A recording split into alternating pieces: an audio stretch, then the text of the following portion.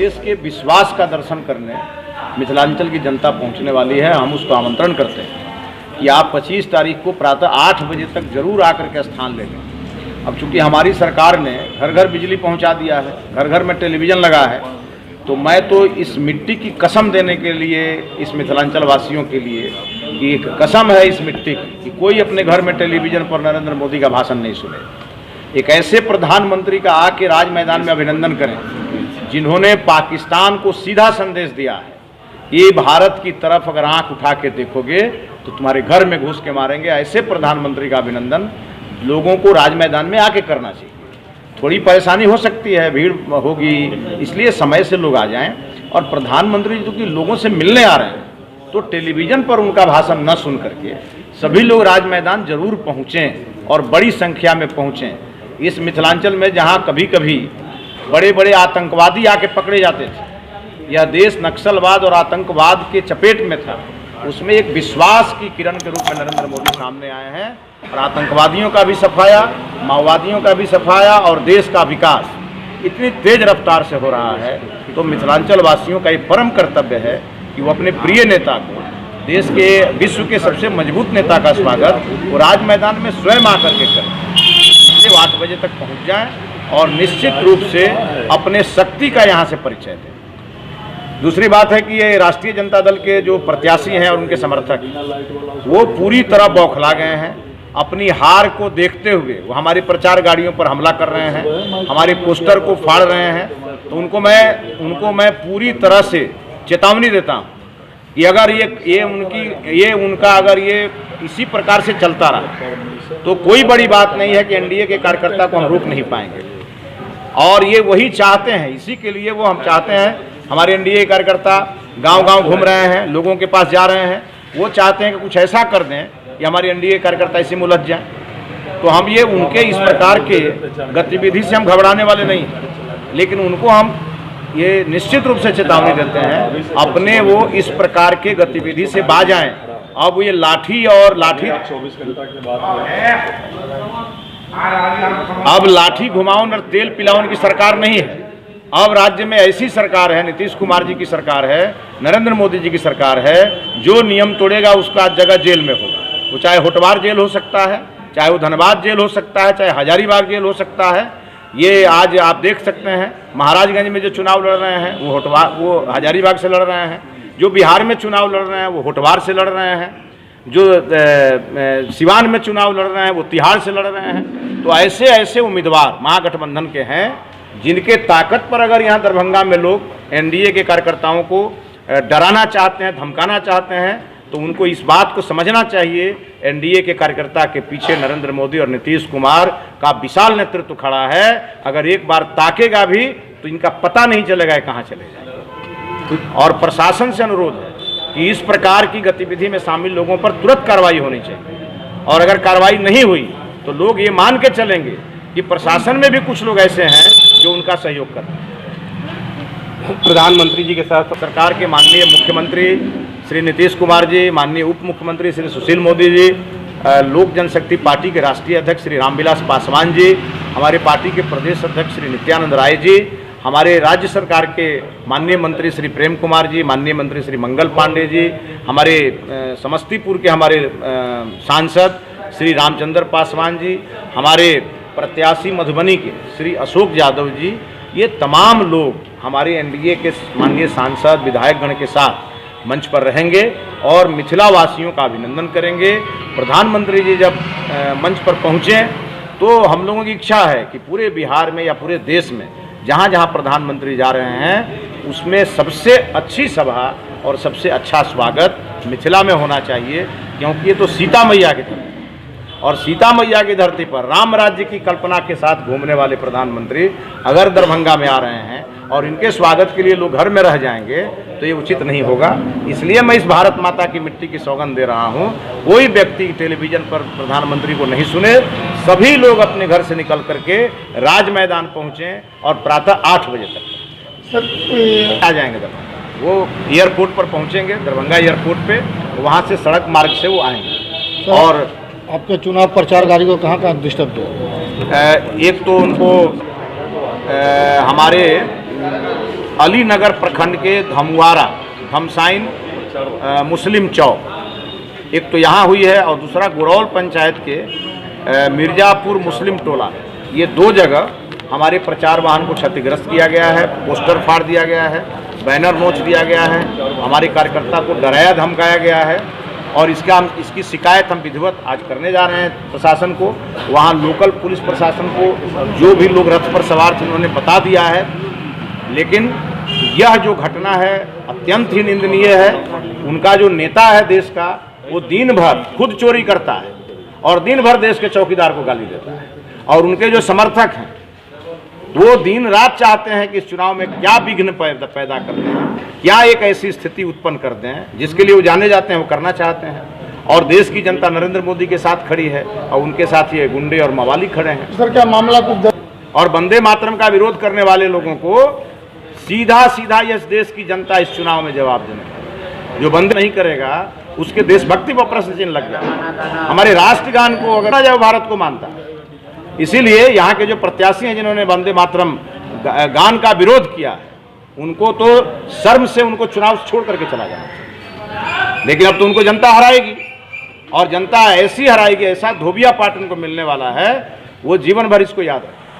हमारा राम बाग का किला और ऐतिहासिक दीवार है, उधर 4 मुख्य द्वार हम लोगों ने खोला है। एक दुर्गा मंदिर के बगल में, एक राम बाग किला के सामने जो लोहे का फाटक है वहाँ पर, और उन दोनों के बीच में 2 फाटक है। ये 4 और एक NCC वाला जो एक द्वार है, इस 5 द्वार से लोग आ जा सकते हैं।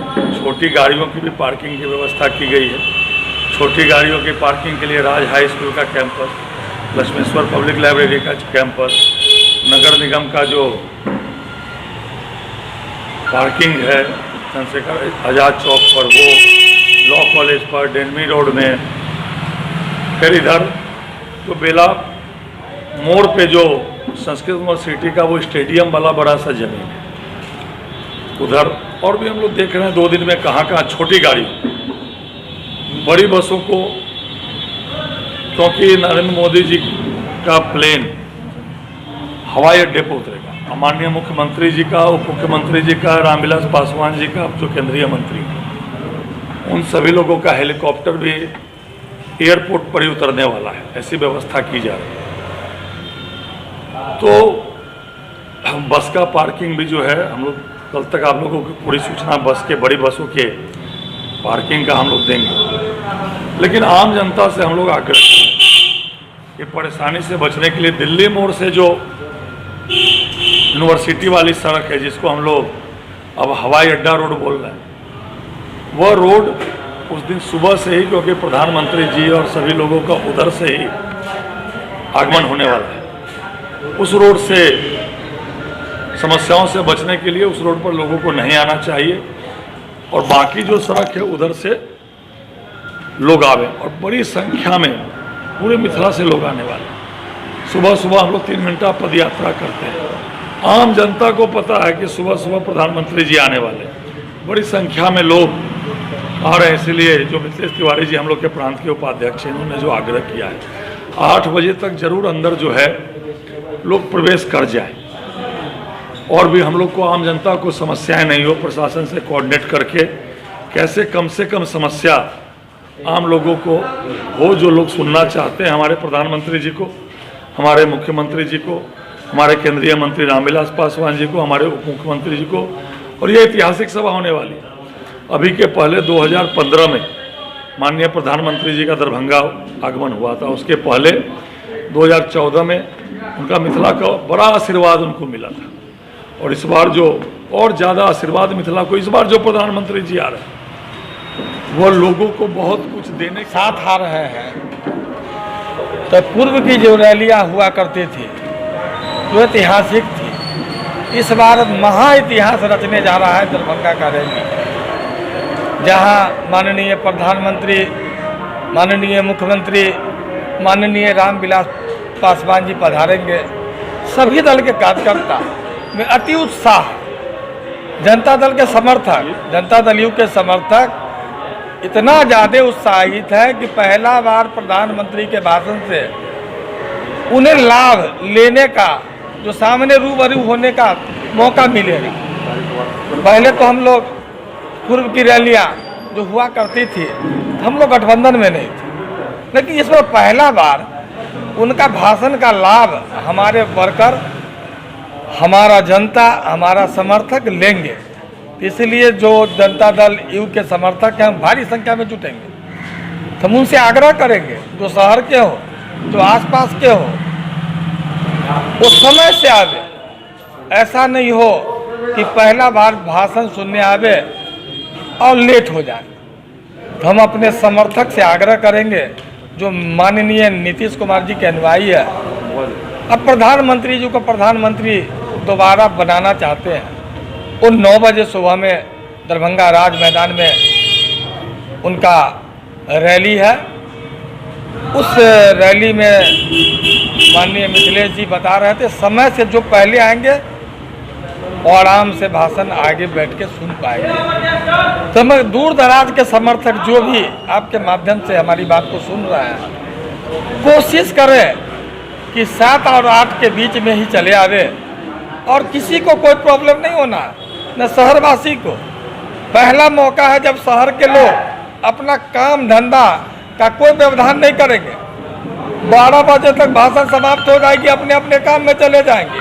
हम शहर के आम नागरिक से आग्रह करेंगे कि आप टीवी रेडियो पर माननीय प्रधानमंत्री को देखा करते थे।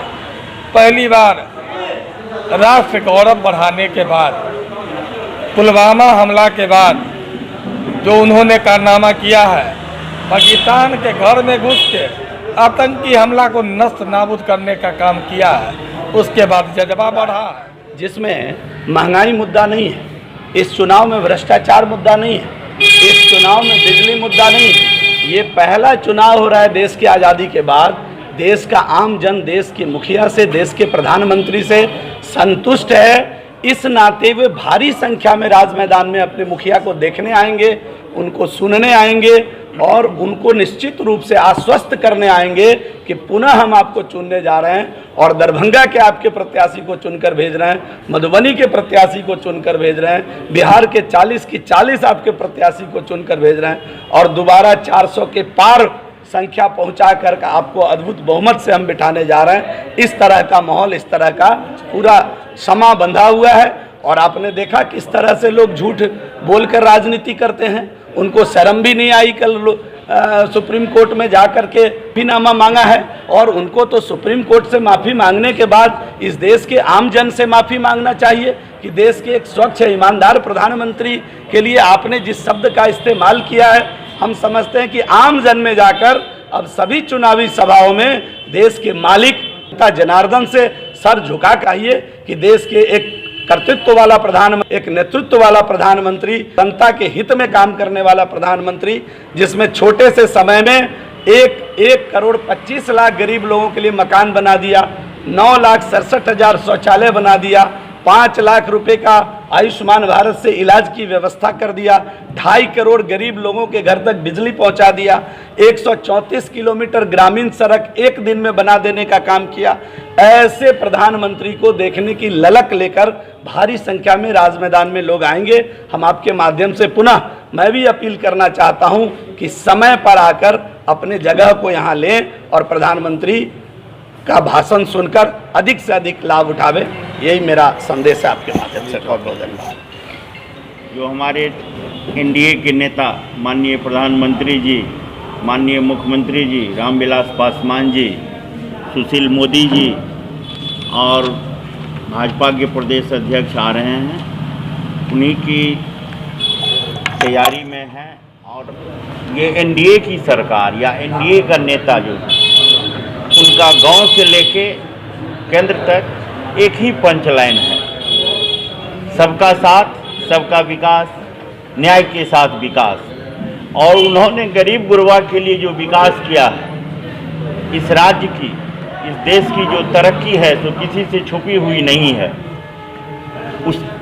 उससे प्रभावित होके दरभंगा की जनता से मेरा अनुरोध है, रिक्वेस्ट है कि भारी से भारी संख्या में ससमय आके अपने प्रिय नेता का भाषण सुने और लोगों का जो नहीं आ पाए उन तक उनकी बात को पहुंचाएं। इसी के लिए हम लोग यहाँ